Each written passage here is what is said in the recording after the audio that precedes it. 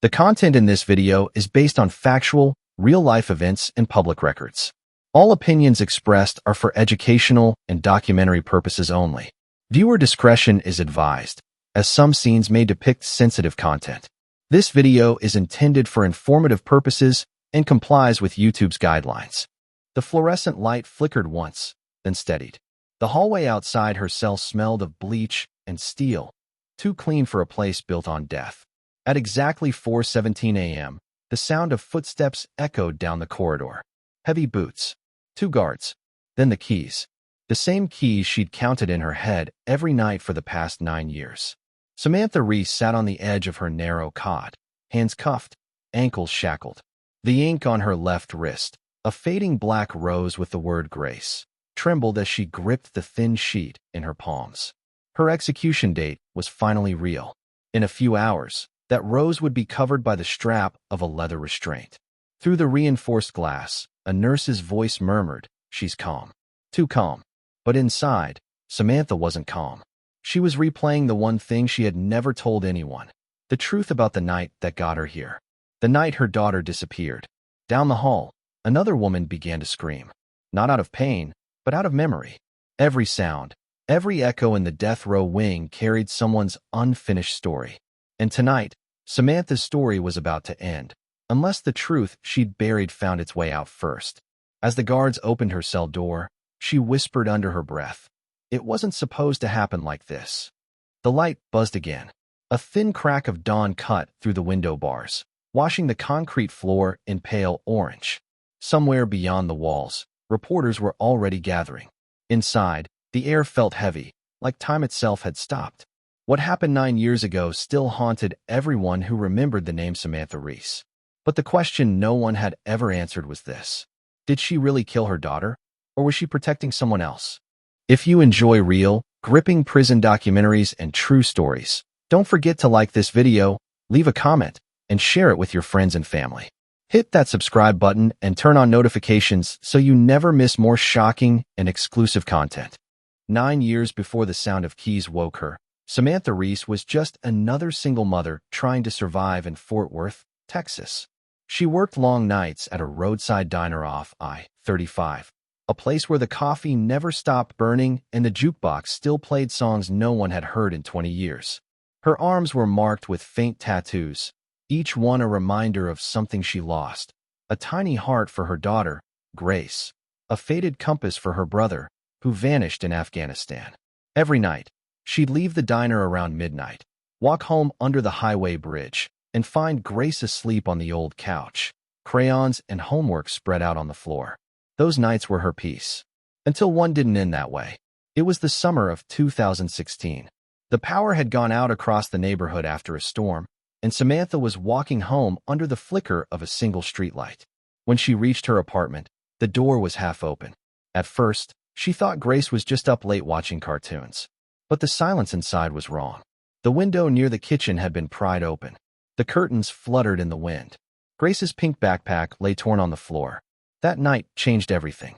The police arrived, flashlights cutting through the darkness, questions echoing into walls that had no answers. There were no signs of forced entry except the window, no fingerprints but her own. The neighbors said they hadn't seen anything, except one claimed she heard a car door slam around 11 p.m. Samantha told them over and over, "Someone took my daughter." But by dawn, detectives were whispering to each other about inconsistencies. How Samantha's time card at the diner didn't match her story. How her boss said she left early that night. How a witness claimed to have seen her near a creek 2 miles from home, where Grace's shoe was later found. The media called it the Texas mother mystery. By the end of the week, Samantha's face was everywhere: the tired eyes, the trembling hands, the tattoos on her wrist and collarbone. Reporters camped outside her apartment, turning grief into spectacle. She begged the police to keep searching. They did for a while. But then, 3 days later, Grace's body was found in the woods behind the highway exit. Everything after that blurred into interrogation rooms, polygraphs, and courtroom lights. The prosecution said she killed her daughter out of anger. They showed photos of the diner's timesheet, claiming she lied about working late. They replayed her 911 call, dissecting every breath and pause. They called her tattoos symbols of violence. But Samantha swore she didn't do it. She said there was someone else, a man who'd been stalking her for months, leaving notes on her car windshield, whispering threats at the diner. She even gave them his name. But by the time police checked, he'd left the state. The public didn't care about the details.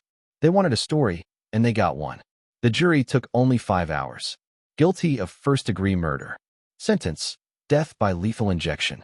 In the months that followed, Samantha was moved to the women's death row unit in Gatesville, Texas. The walls there didn't echo like normal prisons. They absorbed sound. Inside, women lived in near-constant isolation.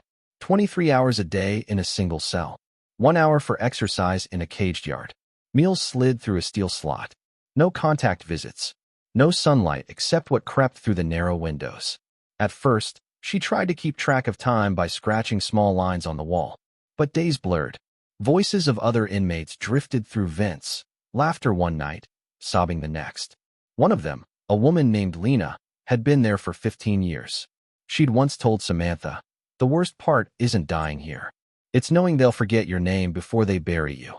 Samantha spent her nights writing letters to no one, letters she never mailed. Sometimes to Grace, sometimes to God, sometimes just to remind herself she was still alive. But even inside those walls, her story wasn't done.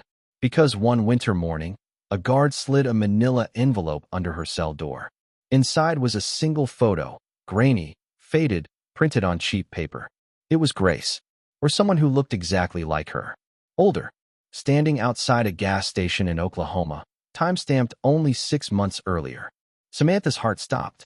For the first time in years, she whispered to herself, "Maybe I'm not crazy. Maybe she's still out there." She pressed the photo to her chest, tears cutting through the dust on her face. Somewhere beyond the razor wire, the world kept turning, but inside, the clock had started again. Whatever truth had been buried 9 years ago wasn't dead. It was walking around, breathing, waiting to be found. And that truth could either save her or kill her all over again. The photo stayed hidden under Samantha's mattress for 3 nights. She didn't sleep. She couldn't. Every creak in the hallway made her tense. Every flashlight beam under the door felt like someone searching for it. The image wasn't just proof. It was danger. In a place where every piece of mail was read, every letter screened, someone had broken protocol to get it to her. On the 4th morning, she slid the photo inside an old Bible she kept from her first week in Gatesville. Most women used the Bible for prayers. Samantha used it for silence. She needed to think. Who would have sent it? And why now, after 9 years? Her first thought was Lena, the quiet woman in the next cell who had connections with one of the guards. Lena was older, tough, and tattooed from shoulder to wrist. A spider's web covered her neck. Each line represented a secret she claimed never to tell. That afternoon, when the cells were opened for their single hour of recreation, Samantha slipped the folded Bible under her shirt and met Lena in the yard. The sun burned white through the mesh ceiling.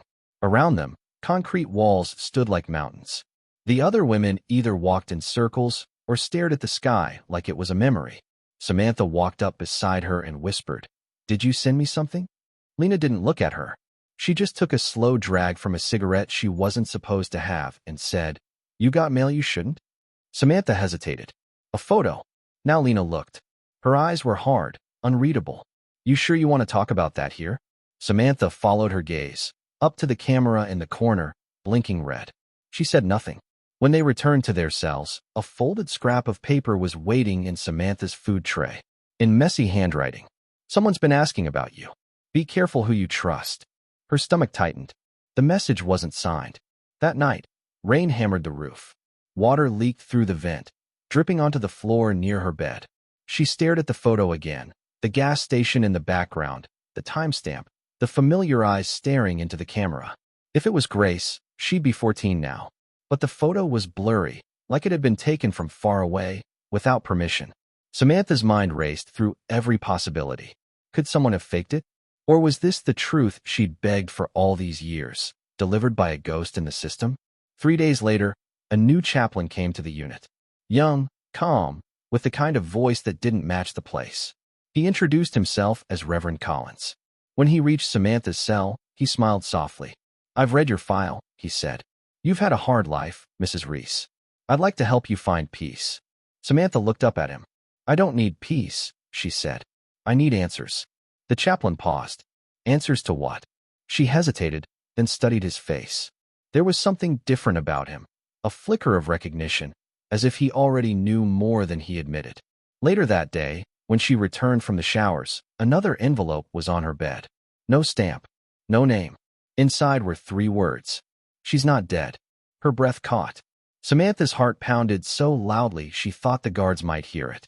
She looked toward the hallway, 2 officers chatting, one writing on a clipboard. No one had been near her cell except them. That night, she couldn't stay still. Every noise became a threat. The whir of the ceiling fan sounded like whispers. She pressed the photo to her chest again, whispering, "Grace, if you're alive, please find me." At 2:46 a.m., she heard a soft tap against her door. Once, twice, then silence. She sat up. Who's there? No answer. Just the faint scrape of metal on metal. When she peered through the slot, something slid through, a small metal cross, broken in half. She picked it up. It was old, tarnished, but carved into the back were initials, Gr. Grace Reese. Samantha's legs gave out. The air around her felt thin, unreal. This wasn't coincidence. Someone inside this prison knew something. Maybe had even met her daughter. And that meant 2 things.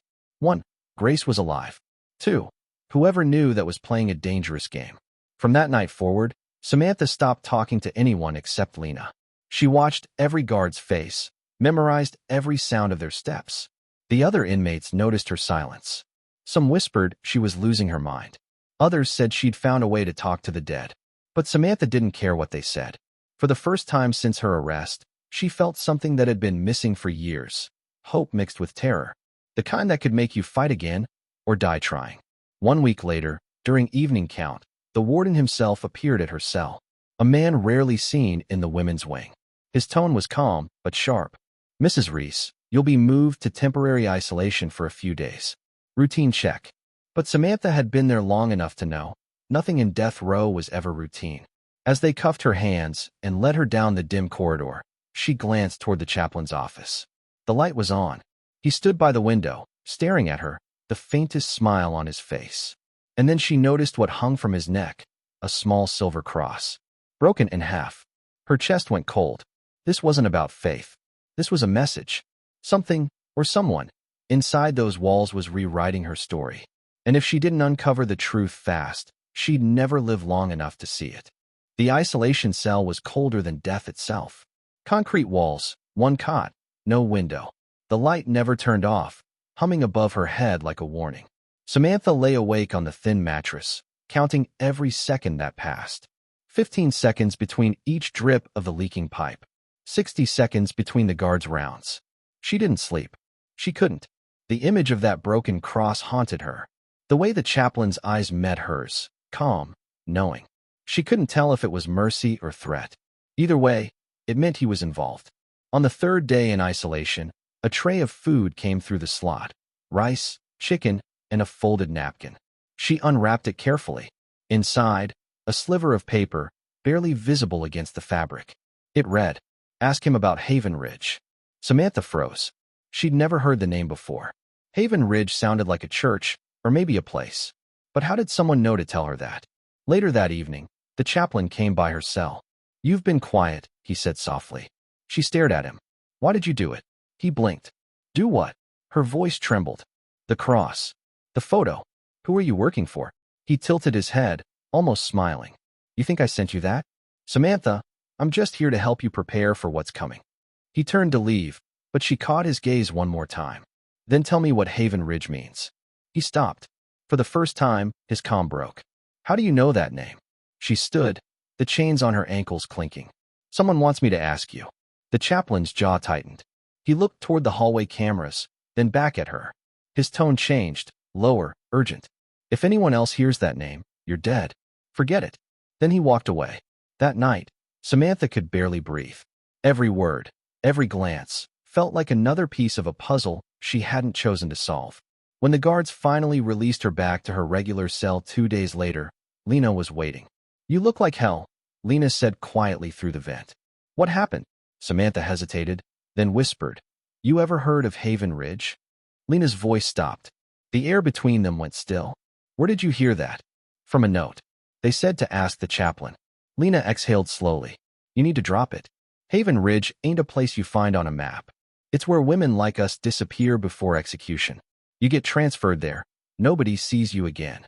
Samantha felt her chest tighten, like a black site. Lena whispered, something like that. They call it a pre-execution center. But some say it's where they test the injections. Some say they use the inmates for experiments. Samantha's mind spun. And the chaplain? Been here longer than anyone. People say he's the one who decides who goes there. That night, the lights flickered again. She couldn't stop shaking. Her photo, the note, the cross, the word Haven Ridge. Everything was connected. 2 weeks passed. Nothing happened. The prison returned to its quiet rhythm. Footsteps, meals, count, sleep, repeat. But tension clung to Samantha like a shadow. Every time the chaplain passed, he nodded politely, but his eyes were colder now. Then one morning, the warden summoned her. She was led to a small office lined with files and old awards. The warden sat behind the desk, papers spread before him. He spoke calmly, like he'd rehearsed it 100 times. Mrs. Reese, the governor has denied your appeal. Your execution date is reinstated. Her knees buckled. No, there's a mistake. My attorney. Your attorney withdrew. New counsel will be appointed before the date. When? She asked. 45 days from now. She barely heard the rest. 45 days. After 9 years of waiting, it was suddenly real again. But that was when she noticed something strange. On the warden's desk was a sealed file labeled Haven Ridge Transfer, Case 1182. Case 1182, her prison number. The warden caught her staring and closed the folder. That's all for now, Mrs. Reese. Back in her cell, she could hardly breathe. Every sound was sharper, every second heavier. She pressed her back to the wall and whispered to Lena, "They're sending me there." Lena whispered back, "Then you've got 2 choices, run or make them tell you why." That night, Samantha took the small metal mirror from her sink and pried it loose. Behind it, she hid the photo, the note, and the cross. She couldn't let anyone find them. Then she sat on the floor, staring at the ceiling vent. That's when she heard it, a faint knock from the other side. 1, 2, 3, pause, then 2 more. It wasn't Lena's rhythm. Someone else was tapping. She whispered, "Who's there?" A soft voice replied, barely audible, "I know where your daughter is." Her blood ran cold. "Who are you?" she whispered. But the voice was already fading. 45 days. Haven Ridge, they'll make sure you never see her. The sound stopped. Silence filled the cell again. Samantha sat frozen, the words echoing in her head. Her heart pounded so hard it hurt. If what she heard was true, then Grace wasn't just alive. She was part of something much bigger, something buried inside the same system that had condemned her. And now that she knew, they were coming to make sure she never told anyone. Sleep vanished from Samantha's life after that voice through the vent. Every creak, every echo in the hall became a signal. The death row block ran on strict routine. Lights on at 5 a.m., count at 5:15, breakfast at 5:30. Guards rotated every 6 hours. The sound of boots and keys dictated life. And for Samantha, time had started counting backward, 45 days to execution. She had to find out who the voice belonged to. During her yard hour, she scanned the faces of the 20 women who shared her block. Some older, some barely 30. Tattoos and scars marked their bodies like pages of unwritten stories. A few nodded at her, others looked away. No one spoke about the voice, but someone must have heard her whisper through the vents. Lena approached her near the wall. "You look like a ghost," she said. "I heard someone. Last night. Probably the pipes." "No," Samantha said.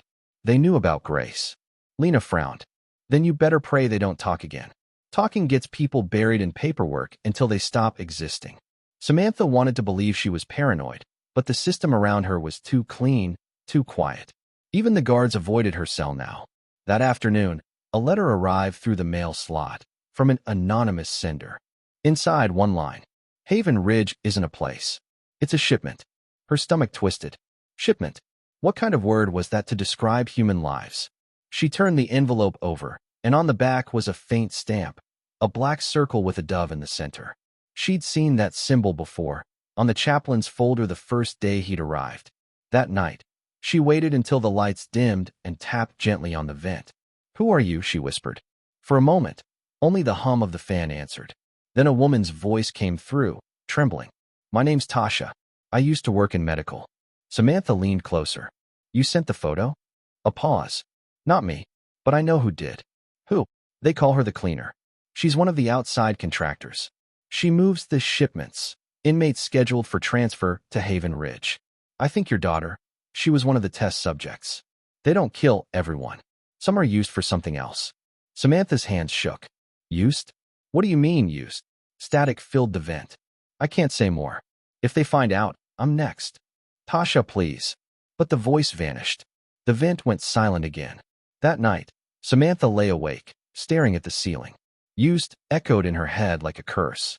She thought about the medical ward, the injection tests, the sealed rooms, the nurses who never looked her in the eye. It all began to make sense. 2 days later, the chaplain returned. He slid a Bible through her slot, the same edition as before, but heavier. When she opened it later, a small flash drive was taped inside the back cover. Her heart pounded. She couldn't use it herself, but she knew someone who could. Officer Daniels, the only guard who treated her like a person. He'd once said his sister was wrongfully convicted. Maybe he'd listen. That evening, when Daniels came by for count, she whispered, "Please, I need a favor. Something inside this Bible could prove I didn't kill my daughter." He frowned. "Samantha, you know I can't." She met his eyes. "If you've ever believed someone innocent ended up here, I need you to believe me now." He hesitated, then quietly took the Bible. "If I get caught, I'm done." "Then don't get caught," she said. That night, for the first time in years, Samantha prayed, not for forgiveness, but for time. 3 days passed with no sign of Daniels. Then, during breakfast, a guard she didn't recognize approached her cell. "Mrs. Reese," he said coldly, "the warden wants to see you." Her chest tightened. She followed, shackles clinking, through the long hallway past the visiting room. And that's when she saw it. 2 black vans parked outside the gate. No markings, just tinted windows. In the warden's office, Daniels was already there, standing, pale, his uniform wrinkled. The warden's voice was calm but deadly. "We found this," he said, holding up the flash drive. Samantha's stomach dropped. "Where did you get it?" She said nothing. The warden leaned closer.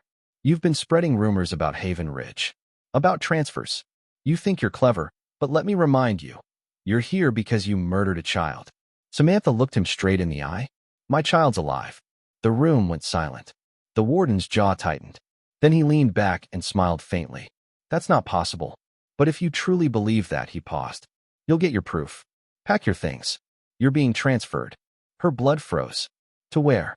He smiled wider. "You already know. Haven Ridge." The words hit her like a verdict. As the guards dragged her out, Daniels avoided her eyes. The vans were waiting. The air smelled of diesel and rain. Inside, 2 officers cuffed her wrists and ankles, securing her to the metal bench. Through the small window, she saw the prison shrinking in the distance. Lena was right. People who left here never came back. But this time, Samantha wasn't afraid of dying. She was afraid of finding out the truth. And somewhere in that dark highway between Gatesville and Haven Ridge, she whispered the words she'd held inside for 9 years. "Grace, I'm coming for you." The black van rattled down the highway for hours, rain streaking the windows like tears on glass. Samantha's wrists and ankles burned from the restraints, her mind replaying every word, every clue she'd received over the past weeks. Haven Ridge wasn't marked on any map. No signs, no lights, nothing but a long gravel road that ended at a high, chain-link fence topped with coils of razor wire. Beyond it, concrete buildings rose like silent fortresses, each window shuttered. A single guard tower loomed above the gate, a spotlight scanning the perimeter. Inside the van, silence ruled. The 2 officers spoke only in clipped, businesslike tones, ignoring her questions. Samantha felt the familiar weight of fear pressing down on her chest, but mingled with it was something new, resolve. She had come this far. She would find Grace. The van stopped. The officers helped her down, the chains digging into her skin. As she stepped onto the gravel, she realized the ground itself felt different. Softer, almost like it had been scraped clean. No footprints except their own. The doors to one of the concrete buildings opened. A man in a black coat, his face obscured, waved her inside. No introduction. No explanation. Just the sound of her boots on concrete and the metallic clang of the door shutting behind her. Inside, the room smelled sterile, bleach, and something else, something chemical that made her stomach turn. Long tables lined the walls, covered with medical instruments she didn't recognize. A bank of monitors displayed rooms she couldn't yet see, some empty, some with women who looked terrified, their eyes wide and pleading. A nurse approached her, clipboard in hand, eyes unreadable. "Samantha Reese?" She nodded, voice shaking. "You'll be assigned a cell. You'll eat, sleep, and follow instructions. Any questions will be answered later." Samantha's hands trembled as they led her down the corridor. She noticed the women, some tattooed, some with scars, all quiet, all watching her. Their eyes held stories of fear and survival. One woman, her arm covered in swirling black ink, whispered, "You don't belong here." Samantha's heart thumped. "I'm here for my daughter," she said. The woman's lips tightened.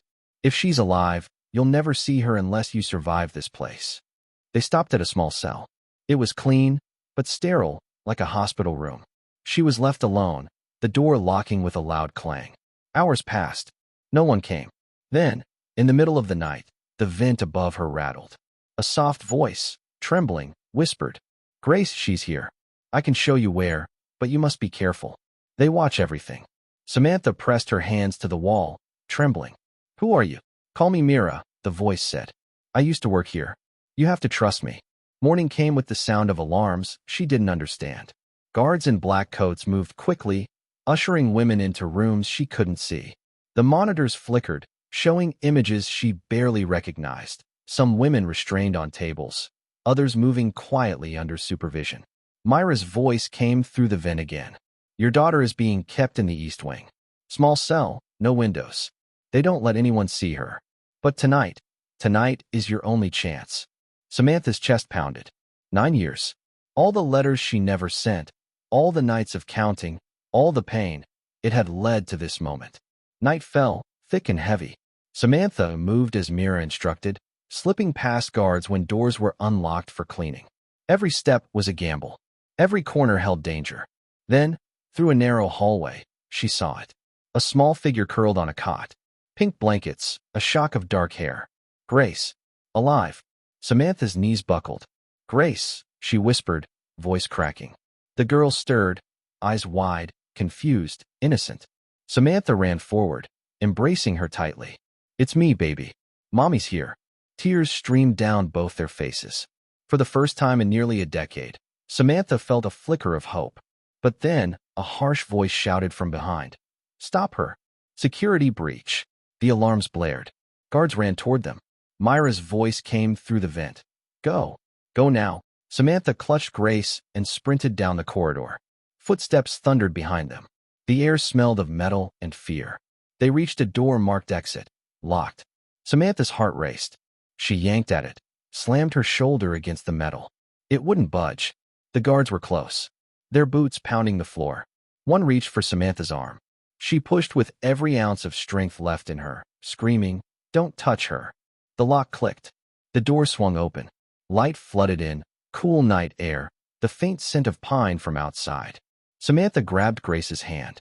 Together, they ran into the darkness. But as they disappeared into the shadows, she knew one thing. Haven Ridge wasn't just a prison. It was a machine, and someone would come for them. Somewhere, in the silent corridors of the facility, the cameras blinked. Someone in a black coat took a phone from their pocket and whispered, "Subject 1182 escaped. Prepare for retrieval." Samantha held Grace tighter. The night stretched before them, filled with danger, uncertainty, and the first taste of freedom they had both been denied for so long. The chase had begun. Samantha and Grace ran through the night, hearts pounding, lungs burning, but freedom was only the first step. Behind them, Haven Ridge loomed, a place of secrets, control, and unanswered questions. What really happened inside those walls? Who was responsible for the years of silence and the shadows that haunted Samantha? And most importantly, could a mother ever fully reclaim a child taken too soon by a system that was never designed to protect them? For 9 long years, Samantha lived in the shadow of death. Now, every choice, every step, every breath mattered. The escape was only the beginning of a new battle, one for truth, for justice, and for the chance to heal a life ripped apart. If you think Samantha's story is shocking, this is only part of the journey. There are untold stories of women on death row, each facing fear, loss, and the fight for their last days. What would you do if every second counted, and every truth was hidden behind walls and whispers? The story doesn't end here. Stay with us for more stories from inside America's most secretive prisons, the lives that are forgotten, the voices that are silenced, and the truths that refuse to stay buried. If you enjoy real, gripping prison documentaries and true stories, don't forget to like this video, leave a comment, and share it with your friends and family. Hit that subscribe button and turn on notifications so you never miss more shocking and exclusive content.